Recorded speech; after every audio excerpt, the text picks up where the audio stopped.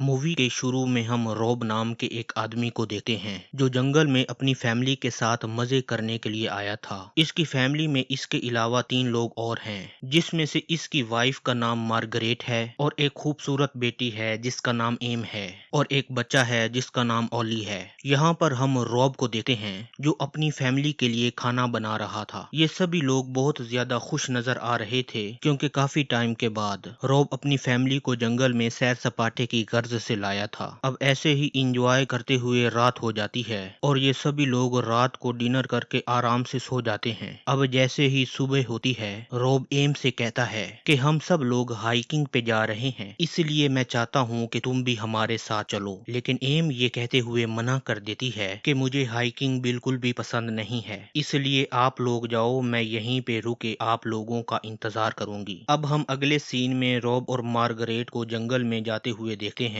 इनके जाने के बाद एम को शक होने लगता है कि कोई छुप करके उसे कोई देख रहा है। ये सोच करके एम डर जाती है। अब वो कैंप के चारों तरफ से देखने लग जाती है कि वाकई इस पर कोई नजर रख रहा है या फिर ये उसका वहम है। वो काफी देर तक इधर उधर घूमती रहती है लेकिन इसे कोई भी नजर नहीं आता। लेकिन अब भी वो बुरी तरह से अकेलापन महसूस करके डर रही थी, इसलिए वो अपनी गाड़ी में जाकर अंदर से लॉक करके अपने कानों में हेडफोन्स लगाकर आराम से सो जाती है। तभी हम एक गाड़ी को देखते हैं जो कि बिल्कुल इसकी गाड़ी के पास आकर के रुकती है। तभी हम 2 आदमियों को देखते हैं जो इस गाड़ी से बाहर निकलते हैं, जिसमें से एक का नाम जर्मन और दूसरे का नाम जॉक था। जो साले दोनों ही मूतने के लिए आपस में रेस लगा देते हैं कि पहले कौन फारिग होएगा। अब ये दोनों उस गाड़ी के पास आ जाते हैं जिसमें एम सोई हुई थी। तभी जॉक की नजर एम पर पड़ जाती है और वो इसकी खूबसूरती देखकर इस पर मर मिटता है। वो जर्मन से कहता है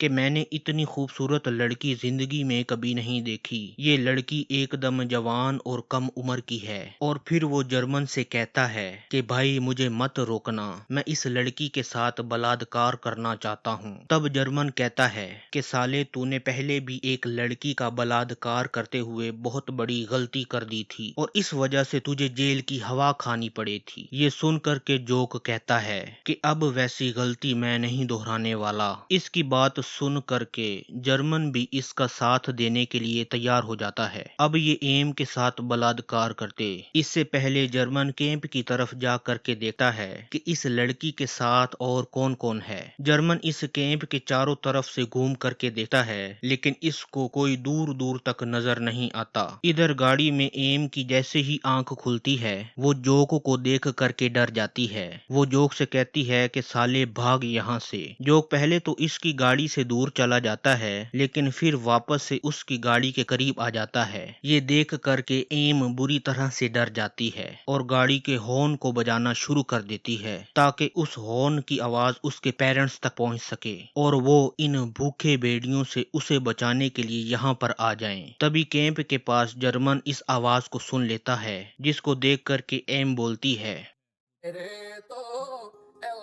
इधर हम रोब को देखते हैं, इसे भी ये आवाज सुनाई देती है। तब रोब मार्गरेट से कहता है कि मैं देख करके आता हूँ कि कहीं एम कोई मुसीबत में तो नहीं है। इधर जब जर्मन गाड़ी के पास पहुँचता है तो देखता है कि एम जाग चुकी है। अब जब एम जर्मन को देखती है तो और भी ज्यादा डर जाती है। अब जोक जर्मन से कहता है कि मैं कैसे भी करके इस लड़की को गाड़ी से बाहर निकालना चाहता हूँ। फिर वो अपनी बंदूक उठाता है और एम पर पॉइंट कर देता है और इसे धमकी देते हुए कहता है कि अगर मेरे 3 गिनने तक तू गाड़ी से बाहर नहीं आई तो गोली मार करके तेरे भेजे का हलवा बना डालूंगा। ये सुन करके एम और भी डर जाती है। फिर वो गाड़ी के दरवाजे को खोलती है और बाहर आ जाती है। तभी हम रॉब को देखते हैं जो यहाँ पर पहुंच गया था। जब ये भूखे दरिंदे रॉब को देखते हैं तो उस पर हमला कर देते हैं और उसे बुरी तरह से मारते हैं जिससे रॉब बेहोश होकर जमीन पर गिर जाता है। तभी हम देखते हैं कि मार्गरेट भी जाए वकुआ पे पहुंच जाती है।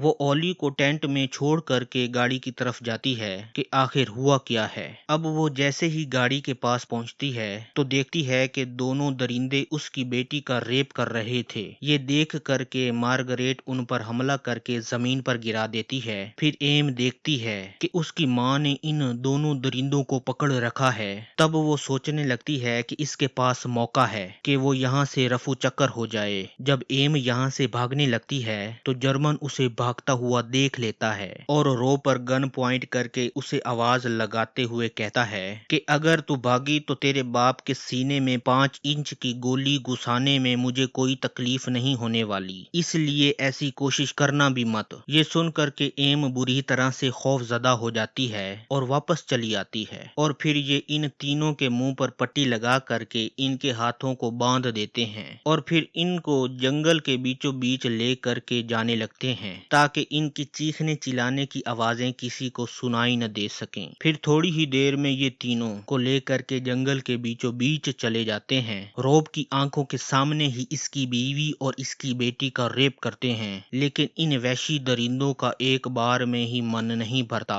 और ये बारी बारी से कई बार इनका रेप करते हैं। फिर जोक एम के फोन को लेकर के इसकी फैमिलीज की फोटोज को देखने लगता है। तब उसे पता चलता है कि इसकी फैमिली में एक छोटा बच्चा भी है। फिर वो जर्मन को जाकर के इस बच्चे की तस्वीर को दिखाता है। तब जर्मन मार्गरेट के पास जाकर के इस बच्चे के बारे में पूछने लगता है, लेकिन मार्गरेट इसे कोई जवाब नहीं देती। इससे जर्मन को खतरनाक गुस्सा आ जाता है और वो रॉब और मार्गरेट को घसीट करके पेड़ के पास ले जाता है और वहां पर उन दोनों को बांध देता है। फिर इनके सर पर केन रख के जोक से कहता है कि निशाना लगाओ। ये सुन करके रॉब घबरा जाता है और वो केन इस के सर से नीचे गिर जाता है। तब जोक जर्मन से कहता है कि इस साले की खोपड़ी पर वापस इस केन को रख। तब जर्मन वापस से इस केन को रॉब की खोपड़ी पर रख देता है, लेकिन रॉब अभी भी डर के मारे बुरी तरह से कांप रहा था, इसलिए वो केन फिर से सर से नीचे गिर जाता है।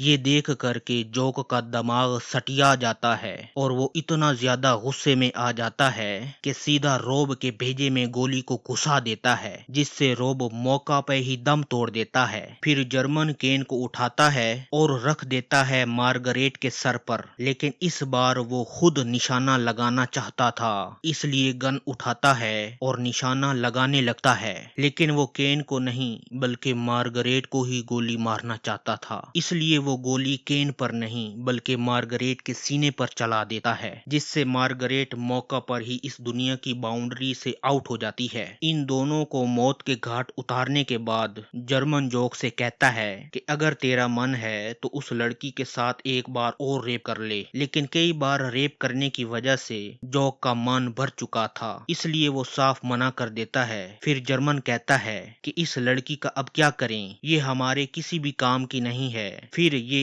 एम को भी लंबी नींद सुला देते हैं, उसको भी गोली मार देते हैं। अब हम अगले सीन में देखते हैं कि जर्मन और जोक टेंट में कुछ ढूंढ रहे होते हैं। ये बस उस बच्चे को ढूंढ रहे थे जो कि इनको तस्वीर में नजर आया था। टेंट के चारों तरफ ढूंढने के बाद इन्हें वो बच्चा कहीं नजर नहीं आता। तभी हम ओली को देखते हैं जो अपनी माँ को ढूंढते हुए इस कैंप से दूर निकल गया था और रोते हुए जंगल में चारों तरफ अपनी माँ को ढूंढ रहा था, लेकिन वो इसे कहीं भी नजर नहीं आ रही थी। जब वो बच्चा इन वैशी दरिंदों को कहीं भी नहीं मिला तब ये यहाँ से चले जाते हैं। फिर ऐसे ही वक्त गुजरता है। हमें 3 दिन बाद का सीन दिखाया जाता है और हम यान और सेम नाम के एक और कपल को देखते हैं जो इसी जंगल में छुट्टियां मनाने के लिए आए हुए थे। इस जगह को देखते ही ये बहुत ज्यादा खुश हो जाते हैं। तभी इन दोनों की नजर रॉब के टेंट पर पड़ती है। तभी ये सोचते हैं कि शायद यहाँ पर एक और फैमिली रहा करती होगी। इन्हें लगने लगता है कि शायद इस टेंट वाली फैमिली कहीं घूमने के लिए गई होगी और जल्द ही वो लोग लौट करके वापस आ जाएंगे। ये सोचकर सैम यहीं रुक जाती है और यान जंगल में चला जाता है ताकि वो लकड़ियां ला सके। फिर जब यान लकड़ियां ले करके वापस आने लगता है तो रास्ते में उसे एक छोटे बच्चे की टोपी मिलती है, जिसे उठा करके वो अपने पास रख लेता है। इधर सैम अकेली बैठी हुई यान के वापस आने का इंतजार कर रही होती है। वो अकेली बैठी हुई बार बार उस टेंट की तरफ देख रही होती है और सोच रही होती है कि इतनी देर हो गई कि कि ये फैमिली कब वापस आएगी। इतने में रात हो जाती है और जब सुबह होती है तो सैम फिर से उस टेंट की तरफ देखने लगती है और सोचने लगती है कि आखिर ये लोग वापस लौट करके क्यों नहीं आए। तभी दोनों जाकर इस टेंट के अंदर देखते हैं, तभी इनको कुछ गड़बड़ महसूस होने लगती है। यहाँ के हालात को देखकर सैम यान से कहती है कि इस फैमिली के साथ जरूर कुछ बुरा हुआ है, इसलिए हमें पुलिस को इन्फॉर्म कर देना चाहिए। तब यान भी इसकी बात को मान लेता है। अब ये पुलिस स्टेशन जाने के लिए जब ये अपनी गाड़ी के पास पहुंचते हैं, तब ही इनकी नजर अपनी गाड़ी के टायर पर पड़ती है जो कि पंक्चर हो चुका था। अब यान टायर को बदलने लगता है और सैम वापस इसी टेंट के करीब आ जाती है। तभी थोड़ी देर बाद यान को सैम की चीखने चिल्लाने की आवाजें सुनाई देती हैं। तब वो भाग करके सैम के पास पहुंचता है। तब हम ओली नाम के इस बच्चे को देखते हैं जो जमीन पर बेहोश पड़ा हुआ था और सैम भी इस बच्चे को देख करके चिल्ला रही थी। फिर यान फौरन से इस बच्चे की दिल की धड़कन को सुनता है और वो सैम से कहता है कि ये अभी भी जिंदा है। अगर हम इसे टाइम पर हॉस्पिटल ले गए तो शायद हम इसकी जान बचा सकते हैं। अब यान इस बच्चे को गोद में उठाता है और इसको लेकर के गाड़ी के पास पहुंचते हैं। तभी वहां पर एक और गाड़ी आकर के रुकती है जिसमें से जोक नाम का वो भेड़िया बाहर निकलता है। उसे देखकर यान और सैम खुश हो जाते हैं कि शायद ये हमारी मदद करने के लिए आया होगा। यहाँ पर यान जोक से कहता है कि जंगल में से एक बच्चा मिला है जो कि बेहोश पड़ा हुआ था, इसलिए जल्दी से जल्दी हमें इसको हॉस्पिटल पहुंचाना चाहिए। तभी जो कहता है कि शायद इस बच्चे के माँ बाप इसी जंगल में होंगे, इसलिए हमें पहले उन्हें ढूंढना चाहिए। अब यान को भी इसकी बात पसंद आ जाती है। अब यान इस बच्चे के माँ बाप को ढूंढने के लिए जोक के साथ जंगल में निकल जाता है और सैम को यहीं अकेला छोड़ देता है ताकि वो इस बच्चे का ध्यान रख सके। अब जोक यान को लेकर के इस जंगल में जाता है जहाँ पर उसने ओली की फैमिली का खाता साफ किया था। फिर सैम कार में एक चाकू को देखती है जिसे वो अपने पास रख लेती है। इधर जोक जब उस जगह पर पहुंचता है तो वहाँ सिर्फ रॉब की लाश पड़ी हुई थी, लेकिन मार्गरेट की लाश नहीं थी। ये देख करके जोक टेंशन में आ जाता है कि कहीं वो जिंदा तो नहीं है, क्योंकि वो जिंदा हुई तो ये दोनों वैशी भेड़िए नहीं बचेंगे। यान जब यहाँ के हालात को देखता है तो बहुत ही ज्यादा घबरा जाता है और जोक से कहता है कि हमें फौरन पुलिस को इन्फॉर्म करना चाहिए, नहीं तो हम भी फंस सकते हैं और जिसने भी इनको मौत के घाट उतारा है वो यहीं कहीं आसपास होगा। तब जोक इसे कहता है कि शायद इस बच्चे की माँ अभी जिंदा है, इसलिए हम पहले उसे ढूंढेंगे। ये सुन करके यान भी सोच में पड़ जाता है कि आखिर इसको कैसे पता चला कि ये इस बच्चे की फैमिली है। अब ये दोनों थोड़ा आगे जाते हैं, तभी इन्हें मार्गरेट नजर आ जाती है जो खून में लथपथ जमीन पर पड़ी हुई थी। यान भाग करके मार्गरेट के पास जाता है और देखता है कि ये अभी भी जिंदा है। तब वो मार्गरेट से कहता है कि तुम बिल्कुल भी ना घबराओ, हम तुम्हें हॉस्पिटल पहुंचा देंगे। अब इधर यान मार्गरेट से बात कर रहा था, तभी जोक अपनी बंदूक से निशाना लगा करके उसे गोली मार देता है। इस चीज को देख करके यान सख्ते में चला जाता है और जोक से कहता है कि क्या तुम मुझे भी ऐसी ही दर्दनाक मौत दोगे। तभी जोक कहता है कि नहीं बेटा, इतनी आसानी से तुझे नहीं मारूंगा, पहले तुझे तड़पाने के मजे लूंगा। इधर हम सेम को देखते हैं जिसके पास एक और गाड़ी आकर के रुकती है। तभी उसमें वो जर्मन नाम का एक वैशी भेड़िया निकलता है। सैम उसे देख करके सारी बात बताती है और उससे मदद मांगती है। जर्मन जैसे ही अपनी बंदूक को बाहर निकालता है तभी सैम ये देख करके डर जाती है और फौरन भागकर अपनी गाड़ी में चली जाती है और अंदर से लॉक कर देती है। जर्मन इसे गाड़ी से बाहर आने का इशारा करता है, लेकिन जब सैम बाहर नहीं निकलती तो वो अपनी बंदूक से गाड़ी के शीशे को ही तोड़ देता है। फिर वो गाड़ी के दरवाजे को खोलने की कोशिश करता है, तभी सैम उसी चाकू से इसके हाथ को काट देती है, जिससे जर्मन का हाथ बहुत बुरी तरह से जख्मी हो जाता है और वो कपड़ा बांध करके अपने खून को रोकने की कोशिश करता है। अब मौका देकर सैम ओली को लेकर के यहाँ से रफू चक्कर हो जाती है। जर्मन जब उसे भागता हुआ देखता है तो वो अपने डॉग को उसके पीछे लगा देता है। इधर यान भी अपनी जान बचा करके एक जगह पर छुप जाता है और वो जोक उसे इधर उधर ढूंढ रहा था। तभी जोक को कोई भागते हुए दिखाई देता है, तब वो उसी तरफ गोली चला देता है। जब जोक करीब जा करके देखता है तो उसकी आंखें बाहर आ जाती हैं, क्योंकि इसने जिस पर गोली चलाई थी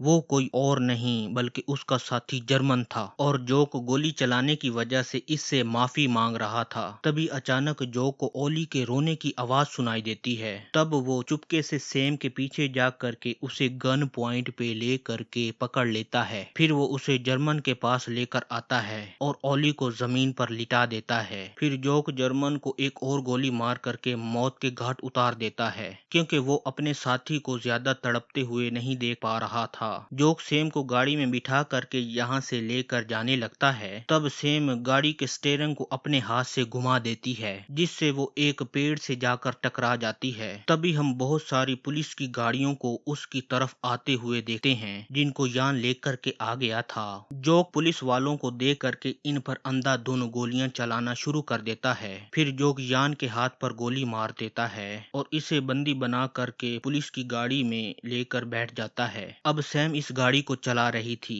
और पीछे जोक यान पर गन पॉइंट करके बैठा हुआ था। अब सैम जानबूझ करके गाड़ी की स्पीड बढ़ा करके इसको पलटा देती है, जिससे ये तीनों बुरी तरह से जख्मी हो जाते हैं। अब जख्मी हालत में जोक गाड़ी से बाहर निकलता है। फिर सैम बाहर निकल करके एक बड़ा पत्थर इसके सर पर मार करके इसकी दिमाग की दही बना देता है। इसके बाद सैम बेहोश हो जाती है और जब उसे होश आता है तो वो अपने आप को एक हॉस्पिटल में पाती है और वहीं पर यान भी एडमिट था। और फिर ये दोनों ओली को एडॉप्ट कर लेते हैं और इसी सीन के साथ ये शानदार मूवी किलिंग ग्राउंड यहीं पर खत्म हो जाती है।